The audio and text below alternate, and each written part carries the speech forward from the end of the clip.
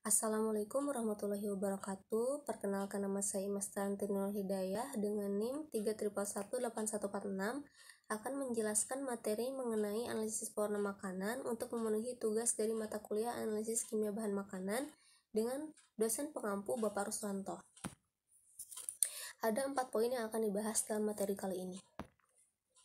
Seperti yang kita tahu, warna pada makanan merupakan salah satu atribut utama pangan yang menentukan penerimaan dari konsumen.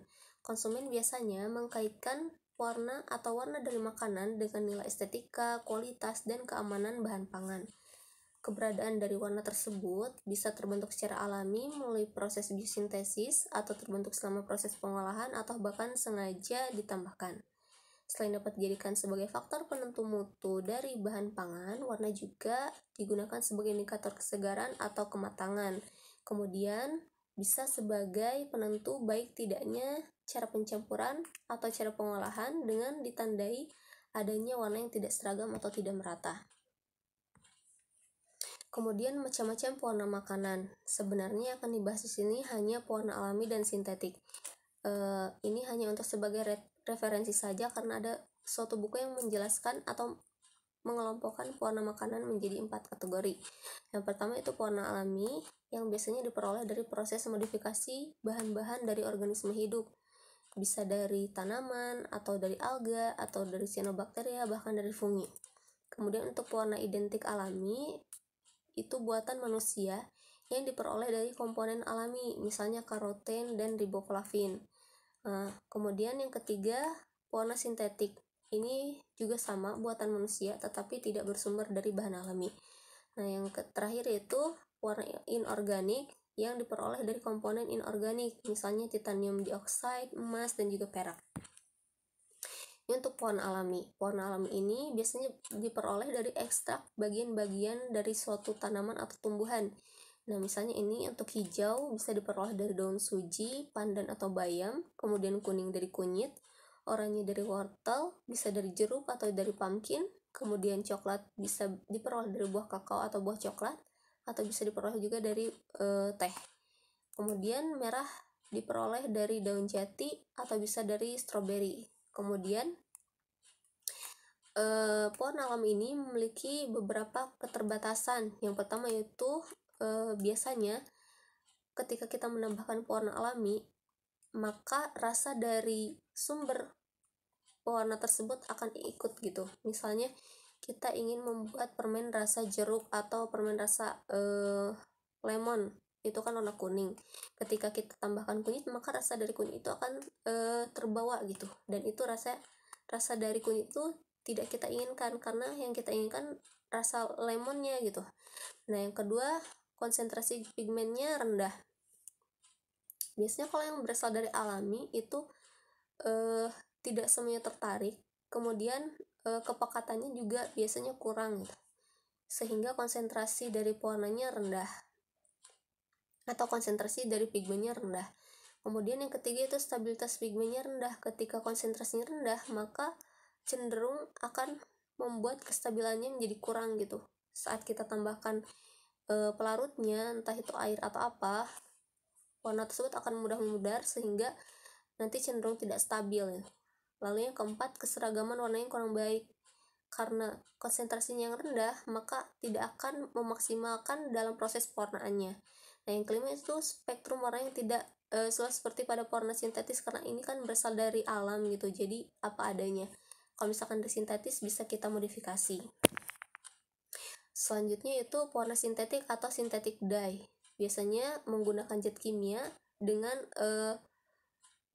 prosesnya biasanya dengan zat kimia lalu melibatkan reaksi kimia. Ini untuk contohnya, hijau bisa berasal dari fast green FCF, kemudian kuning dari tartrazine atau bisa dari quinolin yellow, oranye dari sunset yellow FCF, kemudian biru dari brilliant blue FCF atau bisa dari indigo carmine, merah dari carmoisin, bisa dari amaran atau erythrosin. Nah, di sebelah kanan ada 11 jenis pewarna sintetis yang dianggap aman oleh BPOM. Ini untuk warna dari makanan biasanya ada sebab-sebab tertentu kenapa makanan tersebut berwarna gitu.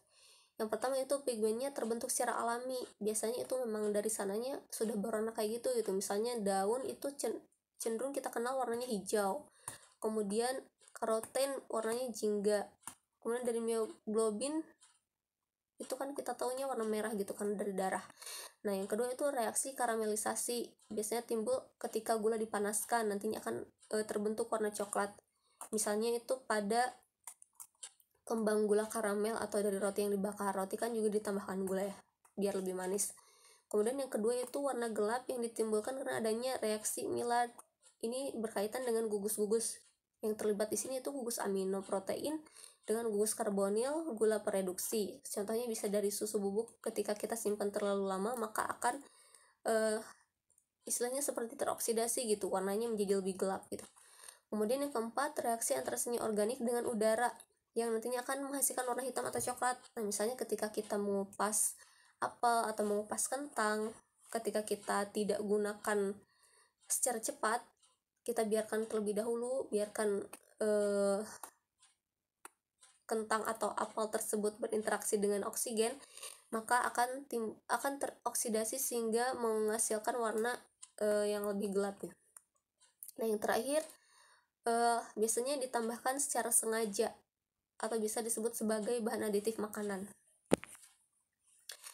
Ini tujuan-tujuan mengapa suatu makanan atau pangan diberikan perwarna. Yang pertama yaitu untuk memperbaiki penampakan dari makanan. Biasanya kan tadi yang sudah dijelaskan, warna itu sebagai atribut untuk menentukan penerimaan dari konsumen. Ketika warnanya baik, maka konsumen akan lebih menerima makanan tersebut. Yang kedua itu memperoleh warna yang seragam dan komoditi warna dari warna alaminya gitu. Karena alami konsentrasinya rendah sehingga tidak bisa memberikan pewarnaan yang seragam, maka ditambahkan pewarna tambahan untuk meningkatkan keseragaman ketika pewarnaan gitu.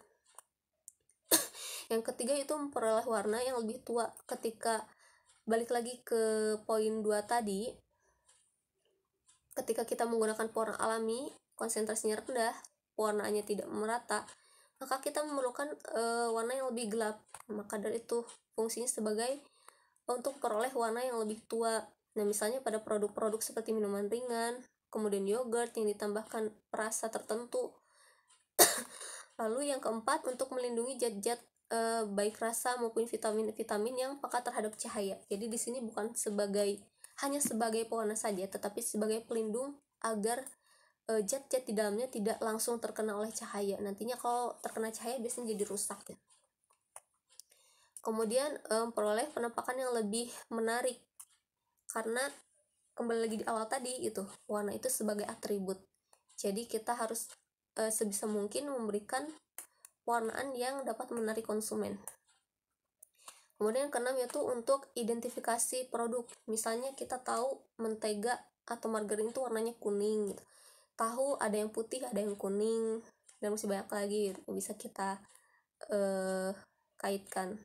Kemudian yang ketujuh yaitu sebagai indikator visual untuk suatu kualitas. Biasanya ini berkaitan dengan pabriknya, berkaitan dengan proses entah itu pengolahan, penyimpanan, atau untuk pengawasan dari kualitas itu sendiri atau mutunya.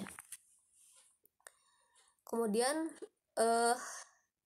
dari beberapa penelitian menunjukkan bahwa ternyata warna dari makanan ini besar sekali pengaruhnya terhadap kesan persepsi konsumen terkait bau, rasa maupun tekstur. Nah di sini ada 3 pengaruh. Yang pertama yaitu warna ini besar pengaruhnya terhadap persepsi konsumen daripada bau gitu. Ketika kita melihat warnanya menarik gitu, wah itu kayaknya enak gitu, kita beli meskipun baunya kurang istilahnya kurang mengenakan, tetapi warnanya cantik, itu bisa menjadi daya tarik tersendiri gitu untuk konsumen membeli makanan atau produk tersebut. Kemudian yang kedua, warna sangat mempengaruhi kemampuan konsumen untuk mengidentifikasi jenis dari rasa maupun untuk mengestimasi intensitas serta kualitas dari rasa tersebut. Misalnya untuk tahu atau untuk margarin itu kan punya rasa khasnya masing-masing gitu.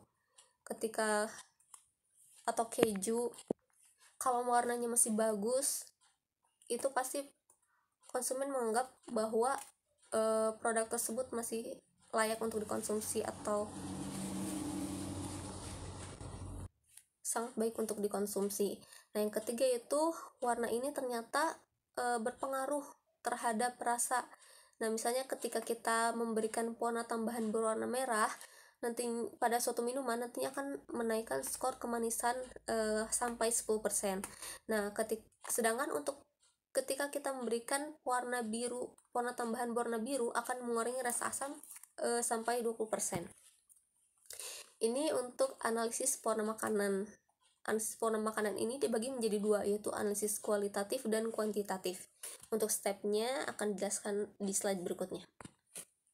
Ini untuk analisis kualitatif. Langkah pertama itu dengan cara melarutkan. Ketika sampel yang kita gunakan adalah berbentuk serbuk, maka kita larutkan dalam 1 ml air atau dalam pelarutnya, lalu nanti kita tuangkan campuran tersebut pada kolom kromatografi, lalu kita cuci dengan air. Nah, hasilnya nanti warna tersebut akan tertinggal di kolom dengan waktu yang berbeda atau retensi yang berbeda, kemudian akan terkumpul di dalam botol terpisah. Nah, langkah kedua yaitu kita cek spektrumnya dengan instrumen tertentu untuk setiap warna, dan juga untuk warna standar kita juga harus mempersiapkan warna standar yang ada di laboratorium. Nah, hasilnya nanti karena setiap warna itu memiliki pola spektral yang unik dan masing-masing punya kecenderungan tersendiri, maka nanti kita bisa mencocokkan dengan standar karena pasti akan ada pembedanya gitu. Baru nanti kita bisa mengungkap identitasnya. Nah, selanjutnya itu analisis kuantitatif. Stepnya yang pertama yaitu kita mempersiapkan pengenceran untuk warna standarnya. Kita lakukan pengenceran dengan konsentrasi disesuaikan dengan botol yang tertera di botol gitu. Kemudian yang sekiranya cocok dengan sampel kita. Lalu nanti ukur absorbansi dengan instrumen tertentu dengan panjang gelombang analisis. Lalu step yang kedua yaitu mempersiapkan minuman tersebut sesuai dengan kemasan atau sampel kita siapkan. Kita ukur absorbansinya dengan panjang gelombang tertentu untuk warna yang dikalibrasi. Kemudian hasilnya nanti kita dapat membaca konsentrasi dari zat warna dan juga plot kalibrasinya. Lalu kita nanti dapat menghitung jumlah pewarna dalam miligram per liter minuman, kemudian nanti bisa menentukan nilai ADI atau acceptable daily intake. Kemudian analisis pewarna makanan juga bisa ditentukan dengan teknik analisis sederhana atau bisa dengan analisis zat warna yang dilarang. Nah, zat warna yang dilarang ini ada dua jenis, yaitu dengan cara reaksi kimia atau dengan kromatografi kertas. Nah, untuk analisis sederhana juga sama, bisa dengan kromatografi atau dengan kromatografi. Ini untuk regulasi perizinan dari penggunaan bahan pewarna makanan. Karena setiap negara memiliki standar yang berbeda, maka regulasinya jelas pasti berbeda-beda gitu. Misalnya untuk amaran tersendiri, ternyata di Amerika Serikat itu dilarang karena memiliki kecenderungan menyebabkan kanker. Kemudian tetapi ini masih diperbolehkan di negara-negara Eropa dan berbagai negara lainnya gitu. Jadi setiap negara memiliki ketentuan-ketentuan masing-masing. Di sini kita gunakan perbandingan antara Indonesia, Eropa, dan juga Amerika. Di sini bisa kita lihat pewarna mana saja yang diizinkan di negara kita tetapi tidak diizinkan di negara Eropa dan juga Amerika, atau bahkan sebaliknya. Yang di sebelah kiri yaitu untuk warna alami dan sebelah kanan untuk warna sintetik. Cat warna sintetis yang dilarang di Indonesia, ini untuk contoh-contohnya, misalnya ada citrus red nomor 2 dan masih banyak lagi sampai oil yellow OB. Kemudian cat-cat warna yang biasanya ada pada makanan atau minuman kemudian diizinkan di Indonesia. Di sini ada yang dari bahan alamnya, kemudian ada yang dari sintetiknya.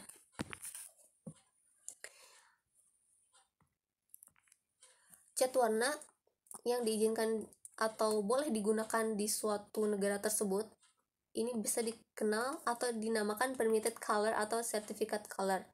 di mana nantinya pewarna tersebut akan melewati tes atau prosedur yang dinamakan proses sertifikasi. Nah, proses sertifikasi ini bisa terdiri dari pengujian baik secara kimia, biokimia, toksikologi, dan juga analisis terhadap zat pewarnanya.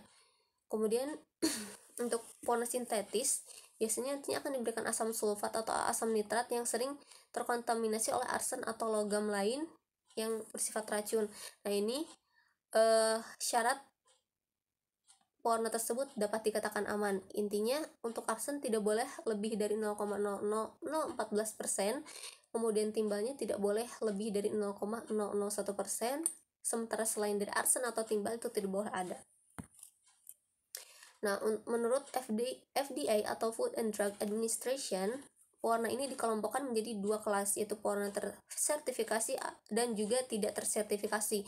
Biasanya untuk pewarna sertifikasi ini berlaku untuk pewarna sintetis atau buatan gitu, bukan dari alami, karena di sana kita tidak tahu gitu, misalnya pewarna tersebut berbahayakah atau pewarna tersebut tidak baik untuk kesehatan tubuh kita.